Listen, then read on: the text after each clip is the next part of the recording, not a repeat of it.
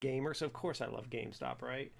Um, we're going to talk about exactly what's been going on with this thing you've been seeing all over the news, and all of a sudden I'm seeing people who don't really trade stocks talking about GameStop and what's been going on. And I'm going to talk about it because, as anyone knows who watches me, I have been following the stock market since like 2001, investing and trading, doing a little day trading here and there, but mostly I'm a value investor. But we're going to talk about um, what I did with GameStop over the last like couple months and some of the things happening in Reddit and all the forums because I've been involved in those conversations. So we're going to talk a little bit about that. Let me just pull some of my stuff up here. You can see on my screen I got my Yahoo Finance. These are actually some of the stocks that I'm watching right now, which is why I have it pulled up. And we'll talk a little bit about some of them too, to talk about some of the other stocks that people are saying, you know, are potentially going to be big, good ones that you want to get in on, kind of thing. But I want to talk a little bit about that because a lot of it's a potentially going to. All right, so I got my stuff up on my screen so we can talk here. All right, let me first. So first, what we're going to do, let me make myself nice and big on the screen for y'all. All right. So let's talk about what's going on. So first of all, if you haven't been paying attention to the stock GameStop, just magically, I'll shrink myself again and I'll show you. Let's take a look at GameStop here. I mean, this is just absolutely mind-blowing, but it wasn't unpredicted. And we'll talk about that because I'm thoroughly fascinated by how it all happened. Yahoo Finance is going so slow today, so let's talk about it. So first of all, maybe like about a year, over a year ago, in a Reddit forum called Wall Street Bets. If you're not an investor, you probably don't really read that forum, and even if you are, you probably look at that forum and think it's like nuts. Because it is absolutely nuts. It's a nutty forum. I'm in investing, stock market, Wall Street Bets. Those are the three main ones that I read. I'm in a lot of others like financial planning, Boggleheads, Fire, Fat Fire, all the fire groups and stuff, and others as well, other financial groups on Reddit. But those are all the ones that I read. But I pay attention to Wall Street Bets a lot because it's, first of all, when I first found Wall Street Bets was probably about, I don't know, it was a long time ago. I have no idea. It's been a very long time. And I have like, look at this. Yahoo Finance won't, I can't even load GME. That's how many people are searching it right now. Oh my goodness. This is craziness. And so many people are, we'll see if Market Watch opens it up. Here we go. Let's go to, there we go. That's even too much. There we go. That's better. So what's crazy is that, so I read these forums, and Wall Street Bets is a different one than the others. The others are a lot of people, there's always like people pumping stocks up and stuff like that. But Wall Street Bets is an interesting community because these guys have their own language. Like, I'm not even going to repeat the language on here, but they have their own language, and it's kind of cool. And I'd like to say that the age range is mostly younger crowd, like teens and 20s. But like I'm 42, so like I'm in there. And I know there's a lot of people who are retired in there too. So there's a lot, you know, there's a lot of older people in there and stuff. So it's an interesting community because there's a whole different language in it. And if you get offended really easily, you're not going to like it because they like call each other names and stuff on purpose. And it's just a great community to garner information from. You know, I always read these, all the financial forums ever since like 2001. I've always read them just to get, you find out where the pump and dumps are, what people are finding. You get good tidbits of information. The key is you have to be able to read those forums and sort out the garbage with the good stuff. And there's been some really good stuff in Wall Street Bets. I've actually really enjoyed some of the stuff that's come out of there. I've loved it. I thought it was great. So I purposely read the forum. So let's see. So let's take a look at GME, what's happened. So first of all, look at this. GME, look at the price of it. $17, goes up to $18 January 9th. All of a sudden bumps up to $39. and a few days later is now at 345. So this stock went from $19 to $344 in 2 weeks. So let's talk about that. So maybe about a year ago, year and a half ago, there was some speculation in the forum that GME was a good stock to invest in.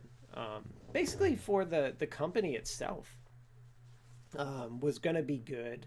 And there was also some other reasons, but mostly that it was, hey, this is an up-and-coming company. And most of the people in Wall Street Bets, the key there is, hey, YOLO, you only live life like once, right? And I'm putting everything into this. I'm taking it's like big risks. It's like a lot of the people in there, I feel like sometimes are just putting like everything on the line for like that one big win. And you have to kind of look past that to find like the good stuff. So they were talking about GameStop. So this whole idea of GameStop going up is not new. People have been talking about it for the last year or longer. And it's not just GameStop. There's probably like a solid, I could probably find 25 to 30 stocks in Wall Street Bets that over the last like 6 months, people are like, this is going to be the one. This is the one. Let's put everything here. A couple of those, wow, look, I couldn't even load Yahoo Finance. A couple of those are stocks like Palantir Technologies. Palantir's another one.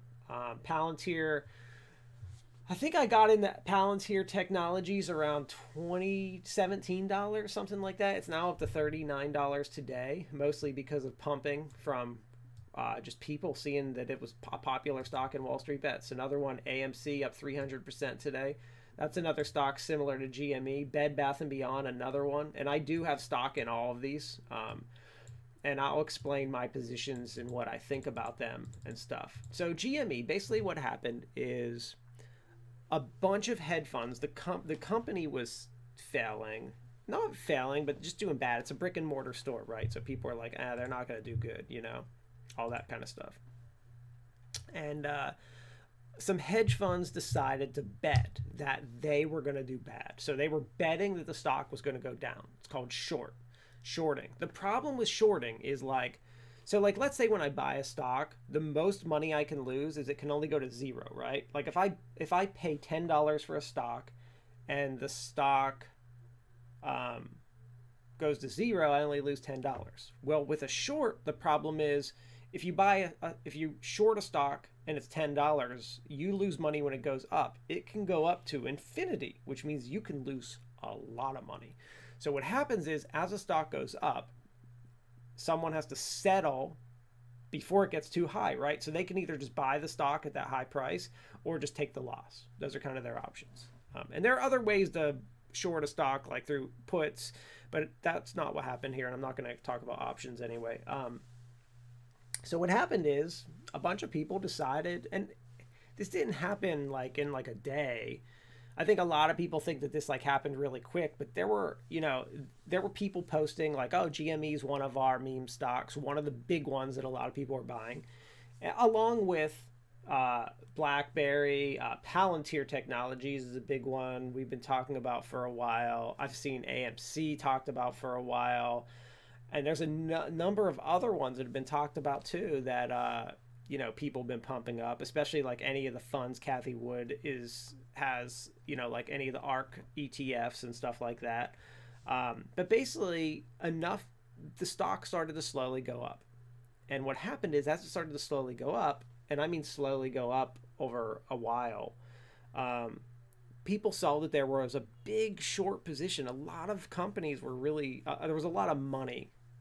Just it seemed like it was one or a few mutual funds were really shorting it. And basically enough people started buying it that it started what's called a short squeeze, where those companies their positions got called and they either had to buy the stock or let it go. And as that happened, it started to go up and up and up super fast to what's now 350. And you have to remember, like, I think I see a lot of people posting on Facebook and just people who aren't like investors or anything. And they're like, oh, I'm going to buy some GME. It's going to go up. It's going up. And what they don't understand is that before it happened, even as far as like, you can go back like a couple months. Like I remember people posting on the forum, like GME, and people were like, that stock's dead.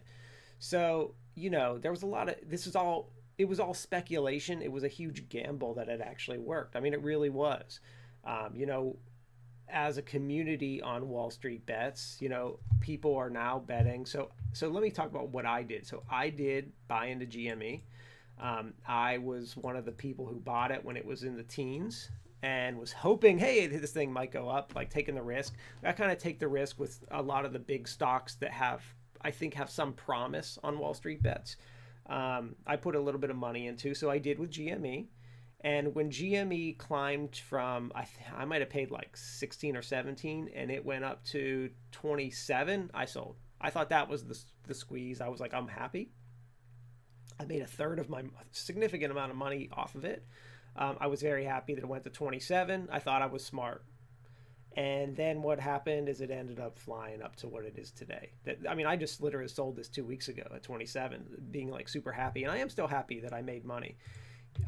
But it was a super big risk me buying it, that it actually did go up and I got to sell it and make money. And no one could have predicted that it was I mean, we can speculate that it was going to do this, and we hoped it was going to do this, but we couldn't know. You can never know. You're always taking a risk, even if it's a calculated risk. So right now we can see where it's at, and it may, if enough people hold, especially the people with big positions, it may go up. I mean, I'm seeing things like GME to 1,000, and I would have told you 2 weeks ago that was probably crazy. Like, yeah, it might go up a little bit, like when I sold it at 27, thinking like that's probably what it's going to go to. But like, I'd say the sky's the limit right now, you know. And so it's really cool to watch it all unfold. There are some big players in the game, some cool names involved.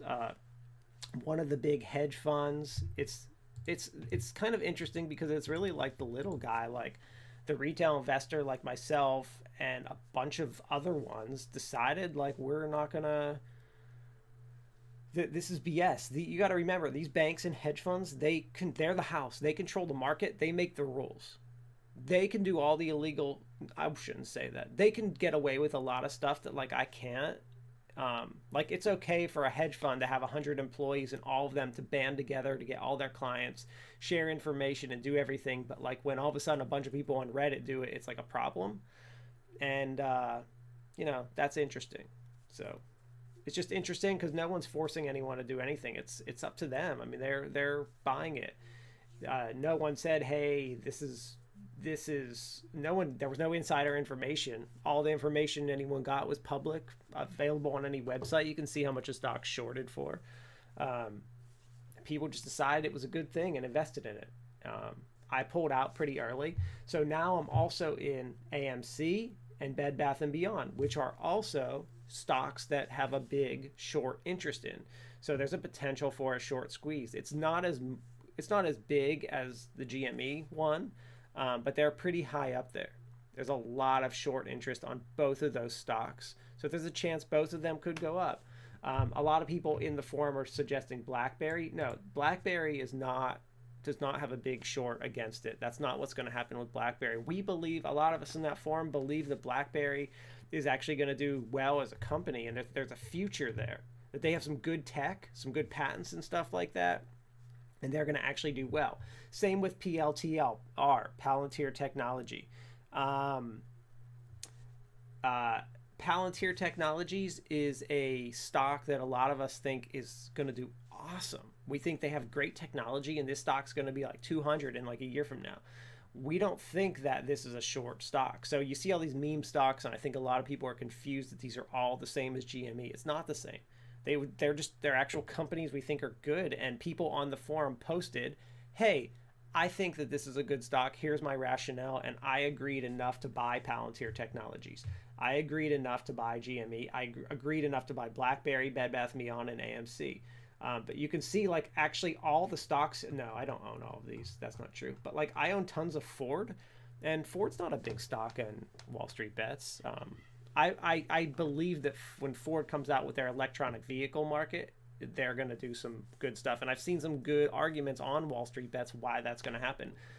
And I've invested in Ford because I believe in that. But like, I do, you know, there's a lot of people on there that use the term like boomer stocks, and which is kind of funny because that's like my dad's generation. And you know, like Apple, Walmart, Microsoft, Amazon.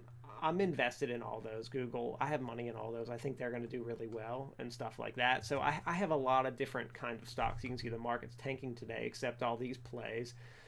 And the only reason I think that AMC, Bed Bath Beyond, BlackBerry, and Palantir went up today is because of what's happening with GME, and we got all these people who aren't had know nothing are throwing their money in. So here's my prediction: what's going to happen? I have a bad feeling that a lot of the people coming in right now don't have a plan, and unfortunately, if they don't have a plan, they're not going to know when to sell, and they're going to probably end up losing money.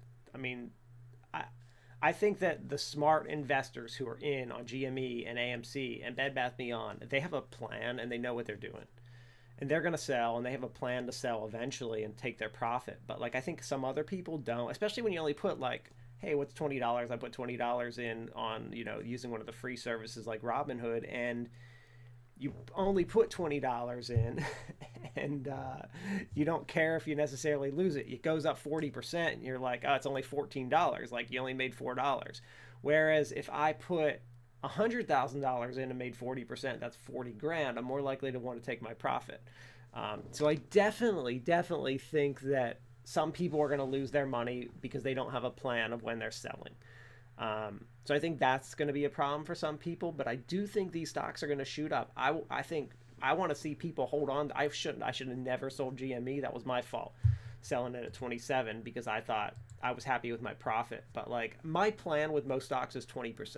I'm usually really happy. If I made 20%, that's amazing. But with GME, I should have been smarter and I should have held, but I didn't. But I'm glad to see everyone else stay in the course and holding and even putting more money into it. Like that's just, it's crazy, but it's cool. And I mean, y'all are taking everyone's like every time you buy a stock, it is a risk. You never know if it's going to go up or down, right? I mean, it's just like going to the slot table and rolling, you know, putting your money on, you know, the roulette table and putting your money on black or red. I mean, to an extent, it always is, but it's cool. It's fun. I'm glad to see, like, it's cool. Like, there are literally GME millionaires out there, and that's pretty cool. I wish I could say I was one of them. I never put enough money into GME to make it to that kind of level anyway, even if it would have continued to go up to where it is now. I would have not made that kind of money. The majority of my personal investing money, the biggest fund I own is Apple. Second biggest fund is probably VOO. Third biggest is probably Microsoft, Verizon, Walmart, Google. Those are my big. That's where I have like 80% of my portfolio at. And mostly because those are value stocks. I have a lot of faith in them. But I've been putting a lot more into a lot of these companies, like just kind of seeing what happens and having fun with it. It's stressful because you got to watch the market all the time and pay attention to what's going on. But it's been cool to watch what's happened with GME. Like, I'm excited. Like, it could actually keep going further and further up. Like, it could actually double or triple from the current price it is. That's how crazy this is. It can even do more than that, potentially, depending on what happens. So, yeah, someone, you know, commented, sticking to your plan is the best bet. Selling it, you know, selling at 27 was it wasn't 27, but I had made like 30 some percent. And my usual plan with stocks like this that I'm taking on I didn't necessarily have faith in GME long term. I thought that there was maybe some short term moves that were going to be made, that this short squeeze might happen. And when I saw it went up to 27 that morning, I said, I'm taking my money right now. I made 30%. I was happy. I'm not disappointed that I made money. I'm disappointed that I didn't just hold, or I didn't put like, you know, a limit order in to sell. But I know they can have big drops with that kind of stock, so I didn't want to take the chance. So I can't say I'm disappointed. I'm happy that I invested in it before it was like on the news and all, you know, all these people were like crazy about it. And I was paying attention enough to realize there was something here. And it's cool to see some of the guys making a lot of money from it. It's neat to see that. It's neat to see, like, you know, I remember people posting and like, oh, GME, like GME to the moon, all that stuff, the way Wall Street Bets talks. And, but I remember seeing other people post, like even this summer and stuff, like, don't invest in this company. This is a bad bet. Here's why this one's not going to work. Invest in whatever our next thing is, like Palantir Technologies, which is The other one, now Palantir, I do have some money in. I've been putting more and more. I've been slowly loading up. Not right now because it's up to $39. But like I've been putting more money into it as the company I find more out about it. I've been really happy with Palantir and what I see the future of them. So I've been putting more of my money in there. These other ones like AMC and Bed Bath & Beyond, man, I'm in them right now, but I'm at the point where I've already made money. I've already made my like 40%, and I'm like, okay, am I being greedy now, or do I think? But I'm staying in because I think the same thing might happen to the GME, so I'm taking the chance. And I see enough people investing in them on all these forums and stuff that I'm like, you know what? I think a lot of people, enough people that don't know what they're doing, are just throwing their money at them, hoping to make up some quick profit, and I'll pull out before that. I mean, it's always a risk, right? BlackBerry, I'm a little more. I feel a little safer in right now. I don't have a lot of shares of BlackBerry. I probably have like 50 shares or something like that. So it's not like this crazy amount of shares that I have with BlackBerry or anything. But and I think I bought BlackBerry at $16, $17, so I'm already up pretty good. So I'm happy. I mean, I could sell now and be happy with it. But I have more faith in the company as a longer term investment. Two that I think are going to be good. I think Ford. Oh man, it's at 1080. I bought Ford at 8 something, and then it went up to 12 the other day. But I think Ford is a good one, a good long-term buy, long-term. I also think that Albertson Company, ACI, is another one. I bought them at like 15 or 16. I can't remember exactly. I have to look at my chart. But I think they're another one. They've been slowly creeping up every day. They slowly just creep up. I mean, they're up $1 today, but they've been slowly creeping up like every day. I think they're another good, really good stock. We got some earnings coming out. Like I think Tesla earnings might be today, maybe even like right now. I don't know. They're this week. I can't remember if they were today. I feel like Verizon, a few others, Microsoft did really well with their earnings. Disappointing they're only up this today because of the market tanking because of the Feds. But yeah, cool stuff and good. I mean, I've been happy with. It's just been exciting to watch what's been happening with GME. So even though I pulled out and got out of it, it's been really exciting and cool to watch other people that I've been seeing post for the last year, like actually, make their money and show us that they were right. But I guess that's probably it for me. But I'll just leave you guys with, just remember, for each one of those people that made that money, there's probably like hundreds or thousands that thought the same thing with a different stock and didn't.